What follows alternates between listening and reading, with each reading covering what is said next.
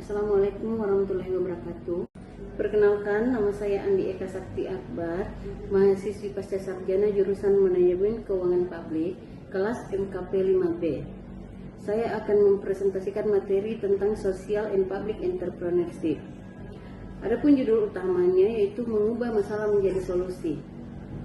Kita hidup di era yang penuh dengan tantangan, mulai dari kemiskinan, pendidikan yang tidak merata, hingga birokrasi yang lambat.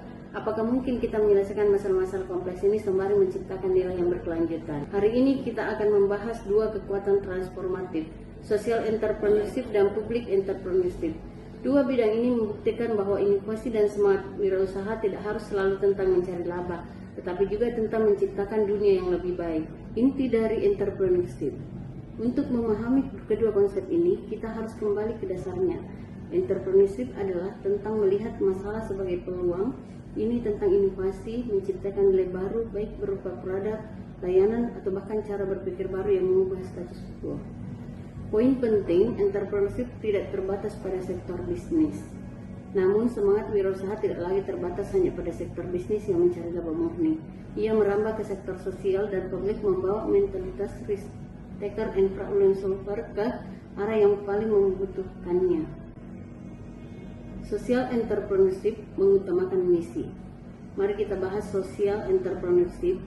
Fokus utama social entrepreneurship adalah misi sosial yang eksplisit. Seorang social entrepreneur menciptakan solusi inovatif dan berkelanjutan untuk mengatasi masalah sosial atau lingkungan secara langsung. Poin kunci. Ada 3 pilar. Yang pertama, misi utama, dampak sosial lingkungan. 2, model bisnis, menciptakan nilai dan pendapatan yang berkelanjutan. Yang ketiga, inovasi, solusi baru yang mengatasi akar masalah.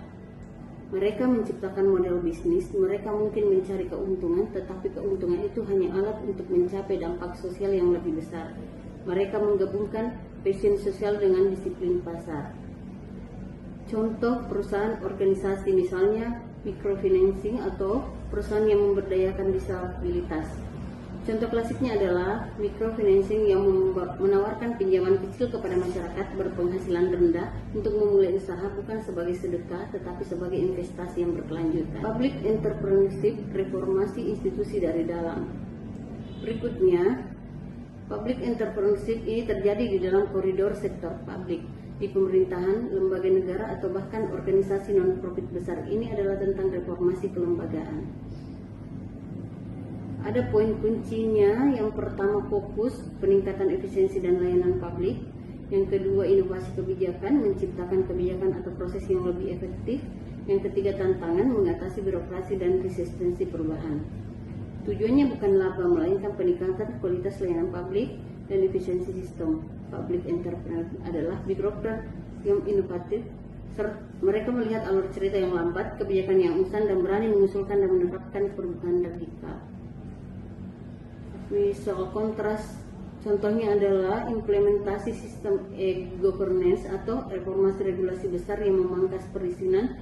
Mereka mengubah sistem dari dalam untuk melayani masyarakat lebih baik, meskipun harus menghadapi resistensi birokrasi. Apa kesimpulannya? Baik di masyarakat maupun di institusi pemerintah, semangat entrepreneurship adalah kunci untuk mengatasi tantangan kompleks abad ini.